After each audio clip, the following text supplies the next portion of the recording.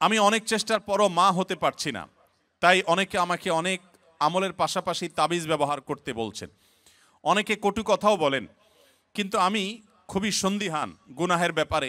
দয়া করে সঠিক তথ্য দিয়ে সহযোগিতা করবেন। বোন ফারজানা প্রশ্ন করেছেন, দেখুন, যে সমস্ত বোনের বাচ্চা হয় না, আমাদের সমাজে এক শ্রেণীর কুলাঙ্গার, এক শ্রেণীর খারাপ মানুষ আছে যারা ওই মেয়েদেরকে নিয়ে কটু কথা বলে, আছে না নাই? গ্রামাঞ্চলে বিশেষ করে অনেকে আছেন এই সমস্ত বোনদেরকে খোঁচা মেরে কথা বলেন। সন্তান হওয়া না হওয়া এটা কি পৃথিবীতে কোনো মানুষের হাতে? কোনো মানুষের হাতে? সন্তান দেওয়া বা না দেওয়ার মালিক কে? আল্লাহ তাআলা কোরআনে কারিমে পরিষ্কারভাবে বলেছেন যে আল্লাহ রাব্বুল আলামিন ইয়াহাবু লিমান ইয়াশাউ ইনাসা ওয়া ইয়াহাবু লিমান ইয়াশাউ যুকুর আয়ুযাওয়িজুহুম যুকরান ওয়া ইনাসা। আল্লাহ তাআলা যাকে ইচ্ছা তাকে কন্যা দেন, তাকে যাকে ইচ্ছা তাকে ছেলে দেন। কাউকে আল্লাহ তাআলা দুইটাই দেন, কাউকে আল্লাহ কিছুই দেন না। এটা সম্পূর্ণ আল্লাহর ইখতিয়ার। অতএব এই কারণে যদি কোনো মেয়েকে বা কোনো ছেলেকে কেউ দোষারোপ করে, সে আল্লাহর কাছে কবিরা গুনায় লিপ্ত আসামি। যদি সে মুখে দাঁড়িয়ে থাকে, সে যদি হাজী সাহেব থাকে, সে যদি মসজিদের সভাপতি সেক্রেটারি হয়, সে যদি আলেম ইমাম সাহেবও হয়, তারপরে সে আল্লাহর কাছে অপরাধী এবং ক্রিমিনাল, বিকজ সে একজন নির্দোষ মানুষকে সে দোষ দেওয়ার চেষ্টা করেছে। এজন্য খবরদার, সন্তান হয় না, সব ছেলে হয় অথবা সব মেয়ে হয়, এজন্য মেয়েদেরকে অথবা ছেলেদেরকে কাউকে কোনো দোষ দেওয়া যাবে না। এটা সম্পূর্ণ আল্লাহর ফয়সালা। এর পাশাপাশি বোন যেটি জানতে চেয়েছেন যে সন্তান না হওয়ার জন্য আপনাকে বিভিন্ন আমলের কথা বলেন। বিভিন্ন আমল আপনি করতে পারেন।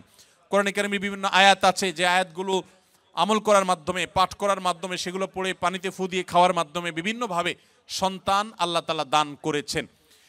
বিশেষ করে আমি আপনাকে কোরআনের আমলের কথা বলতে চাই। আপনারা জানেন আল্লাহ নবী ইব্রাহিম আলাইহিস সালাম, তাকে আল্লাহ তাআলা বার্ধক্যে সন্তান দিয়েছেন, বৃদ্ধ বয়সে সন্তান দিয়েছেন।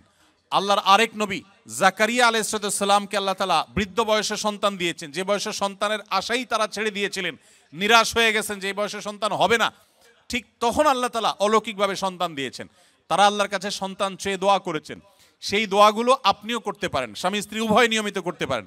তার ভিতরে একটা দোয়া হলো রব্বি হাবলি মিনাস সলিহিন, আল্লাহ আপনি আমাকে নেক সন্তান দান করেন। এই দোয়া বেশি বেশি পাঠ করবেন। এমনকি যাদের সন্তান আছে, আবারও সন্তান হবে সে আশা রাখেন, আপনিও আল্লাহর কাছে দোয়া করবেন, রব্বি হাবলি মিনাস সলিহিন। আমার সাথে বলেন সবাই, রব্বি হাবলি মিনাস সলিহিন।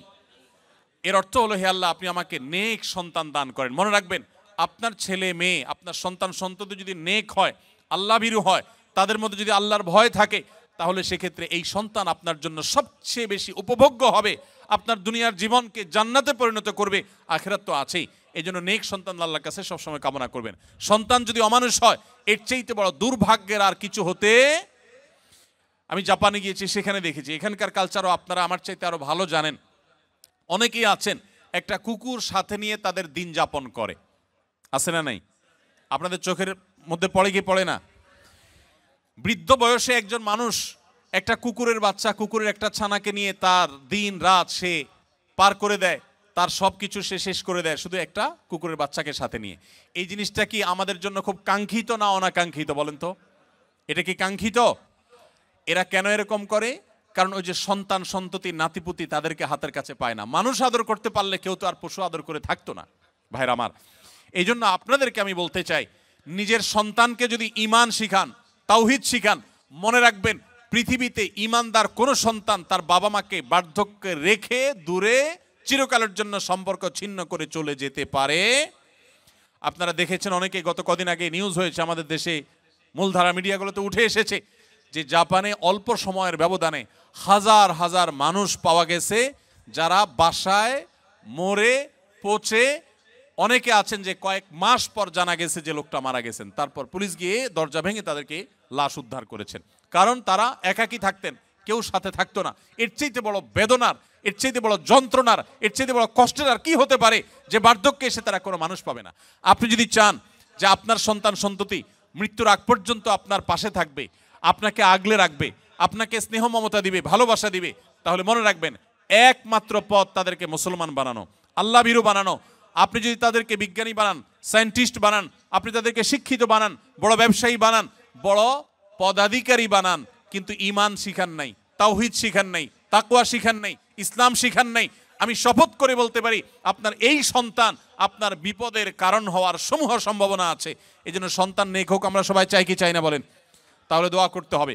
যে বোন চেয়েছেন তার জন্য এবং অন্য সবার জন্য বলছি, রব্বি হাবলি মিনাস সলিহিন, বেশি বেশি করে পাঠ করবেন। আরেকটা দোয়া হলো রব্বি লা তাদারনি ফারদা ওয়া আনতা খায়রুল ওয়ারিসিন। বিশেষ করে যাদের সন্তান হয় না তারা এই দোয়াটা বেশি বেশি পাঠ করবেন, রব্বি লা তাদারনি ফারদা, হে আল্লাহ আমাকে একা আপনি রেখে দিবেন না, ওয়া আনতা খায়রুল ওয়ারিসিন, আপনি সর্বোত্তম ওয়ারিস, তারপরেও আপনি আমাকে নেক সন্তান দান করুন। এই দোয়ার মধ্যে সেটি চাওয়া হয়েছে। অতএব রব্বি লা তাজারনি ফারদা ওয়া আনতা খায়রুল ওয়ারিসিন, এই দোয়া পাঠ করবেন ইনশাআল্লাহ তাআলা। এর বাইরেও আরো বহু দোয়া আছে, রব্বি হাবলি মিন লাদুনকা যুররিয়াতান তাইয়্যিবা, রব্বি হাবলি মিন লাদুনকা যুররিয়াতান তাইয়্যিবা, আল্লাহ আপনার পক্ষ থেকে আপনি আমাকে পবিত্র এবং ভালো সন্তান দান করেন, ইন্নাকা সামিউদ দুআ, আপনি দোয়া শ্রবণকারী। আমি আমার জীবনে বুঝজ্ঞান হয়েছে থেকে নিয়ে একটি দোয়া ছাড়ি নাই, রব্বানা হাব লানা মিন আজওয়াজিনা ওয়া যুররিয়াতিনা কুররাতা আয়ুন ওয়াজআলনা লিল মুত্তাকিনা ইমামা। সূরা ফুরকান আয়াত নম্বর 74, 74 আয়াত নম্বর। সূরার নাম হলো সূরা আল ফুরকান। এই আয়াতে যে দোয়া আছে, এখানে যারা অবিবাহিত আছেন তারা এই দোয়া এখন থেকে পাঠ করতে পারেন। আল্লাহ তাআলা নেক বা ভালো স্ত্রী যদি জীবনে না দেন তো আপনার জীবনে অনেক কিছু হওয়ার পরও সুখ শান্তি আপনি পাবেন না। সো নেক স্ত্রী এবং মেয়েদের জন্য নেক স্বামী, এই উভয় পক্ষের জন্য একই দোয়া, কমন দোয়া, আপনারা দোয়াটা পড়তে পারেন নেক সন্তানের জন্য। আমি যে বোন দোয়া চেয়েছেন, পরামর্শ চেয়েছেন, তাকে বলবো এই দোয়াগুলো আপনি বেশি বেশি পড়বেন।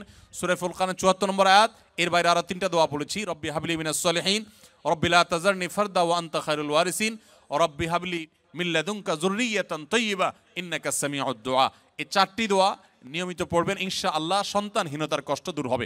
এরপরও যদি আল্লাহ না দেন তো মনে রাখবেন আল্লাহ তাআলা যা দিয়েছেন এর মধ্যে আপনার কল্যাণ আছে। সন্তান হয়েছে কিন্তু অমানুষ হয়েছে, খারাপ হয়েছে, অসুস্থ হয়েছে, বিকলাঙ্গ হয়েছে, তার চাইতে আল্লাহ তাআলা না দেওয়াটা আপনার জন্য কখনোই ক্ষতিকর নয়। এই জন্য আল্লাহর ফায়সালায় সন্তুষ্ট থাকবেন। তবে তাবিজের যে ব্যবহার, এটি সুন্নাহর খেলাফ। নবী করিম সাল্লাল্লাহু আলাইহি সাল্লাম কখনো তাবিজ দেননি, ব্যবহার করেননি। এই তাবিজের ব্যবহারে কোরআনে কারীমের আয়াত থাকলে সেটা জায়েজ কিনা জায়েজ, এটা নিয়ে ওলামাদের যে ইখতিলাফ বা মত পার্থক্য আছে, এর ঊর্ধ্বে উঠে আপনি নিশ্চিতভাবে জানতে পারেন তাবিজের ব্যবহার এটা নবী সাল্লাল্লাহু আলাইহি সাল্লামের সুন্নাহ না। বিধায় কোরআন এবং সুন্নাহ বর্ণিত দোয়া, আয়াত এগুলো পড়ে পড়ে ফু দিবেন এবং আমল করবেন ইনশাআল্লাহ তাআলা। আস সুন্নাহ ফাউন্ডেশন, উম্মার স্বার্থে সুন্নাহর সাথে।